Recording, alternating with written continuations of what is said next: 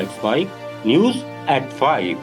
श्री राम जन्मभूमि तीर्थ क्षेत्र ट्रस्ट ने नए सीईओ की नियुक्ति प्रक्रिया शुरू कर दी है। ट्रस्ट का कहना है कि ये पद पुरुष और महिला दोनों के लिए खुला रहेगा। ट्रस्ट की 3 सदस्यों की चयन समिति ने बताया कि अगले 30 दिन में नए सीईओ का चयन पूरा करने का लक्ष्य है। समिति में retired justice Pramod Kohli, lieutenant general Vishnukant Chaturvedi और सुरेश हवारे शामिल हैं। वहीं इस सर्च कमेटी की पहली बैठक पर प्रतिक्रिया देते हुए दिल्ली में कांग्रेस नेता उदित राज ने कहा कि नियुक्ति प्रक्रिया सिर्फ औपचारिकता भर है।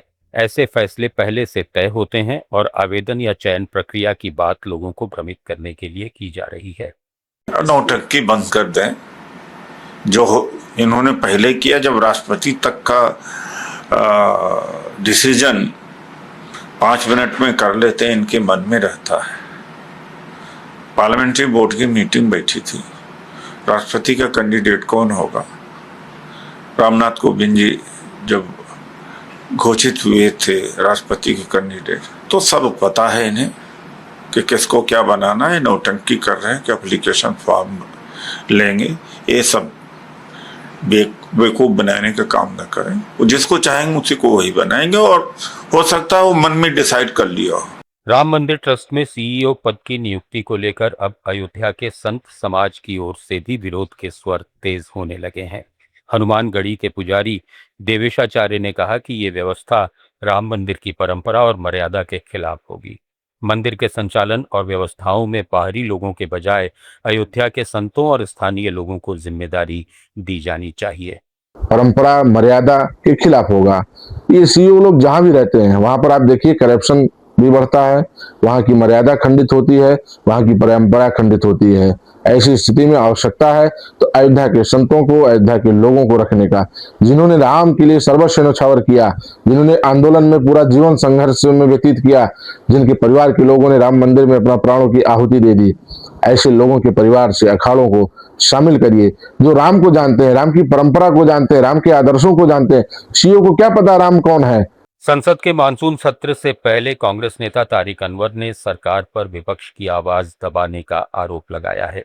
दिल्ली में मीडिया से बातचीत में तारिक अनवर ने कहा कि विपक्ष हमेशा चाहता है कि संसद सुचारू रूप से चले, लेकिन सरकार का रवैया ऐसा रहता है कि विपक्ष की आवाज दबाई जाती है। अगर सरकार विपक्ष के अहम मुद्दों पर चर्चा की मांग को स्वीकार करे और बोलने का पूरा अवसर दे तो सदन में किसी तरह का गतिरोध नहीं होगा। बता दें कि इस संसद का मानसून सत्र 20 जुलाई से 13 अगस्त तक चलेगा, जिसमें कई अहम मुद्दों पर जोरदार बहस होने की संभावना है। जिस प्रकार का रवैया रहता है पार्लियामेंट के अंदर, वो बिल्कुल विपक्ष को दबाने के लिए, विपक्ष की आवाज को दबाने के लिए उनकी कोशिश होती है। अगर सरकार चाहे तो पार्लियामेंट सुचारू रूप से चल सकता है, क्योंकि जो मुख्य मांगे हैं, ये जिसका विपक्ष डिस्कशन मांगता है, चर्चा मांगता है, अगर उस पर सरकार अगर सहानुभूति पूर्वक विचार करे और मौका दे विपक्ष को बोलने का, तो हमको नहीं लगता है कि किसी तरह का डिस्टर्बेंस होगा। चुनाव आयोग के ऑनलाइन वोटर रजिस्ट्रेशन फॉर्म 6 को लेकर नया विवाद सामने आया है। ऑनलाइन फॉर्म में एक नया सेक्शन जोड़ा गया है, जिसमें आवेदक या उसके माता पिता का नाम पिछले स्पेशल इंटेंसिव रिवीजन की मतदाता सूची में था या नहीं, इसकी जानकारी मांगी जा रही है। हालांकि रिपोर्ट के अनुसार फिजिकल फॉर्म 6 और कानून में प्रकाशित आधिकारिक फॉर्म में ऐसा कोई बदलाव नहीं किया गया है। पूर्व चुनाव अधिकारियों का कहना है कि फॉर्म में किसी भी बदलाव के लिए कानून मंत्रालय की अधिसूचना जरूरी होती है। वहीं चुनाव आयोग ने इस मामले पर फिलहाल कोई आधिकारिक प्रतिक्रिया नहीं दी है। इंग्लैंड वनडे सीरीज और जिम्बाब्वे T20 सीरीज से पहले भारतीय क्रिकेट टीम में बड़े बदलाव किए गए हैं। चोट के कारण हर्षित राणा और वरुण चक्रवर्ती टीम से बाहर हो गए हैं। बीसीसीआई की मेंस सिलेक्शन कमेटी ने हर्षित राणा की जगह इंग्लैंड के खिलाफ वनडे सीरीज के लिए प्रिंस यादव को टीम में शामिल किया है। वहीं जिम्बाब्वे के खिलाफ T20 सीरीज में वरुण चक्रवर्ती की जगह रवि बिश्नोई को मौका मिला है। न्यूज़ एट 5 में फिलहाल इतना ही।